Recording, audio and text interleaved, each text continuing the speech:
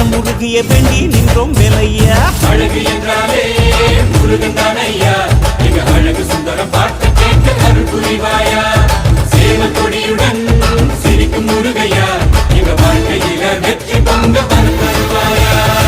ஆறுபட வீடு கொண்ட முருகனுக்கு அரோகரா, அப்பானுக்கு பாடம் சொன்ன சுப்பனுக்கு அரோகரவும் பேர சொல்லி இந்த ஊரே வந்தோம்.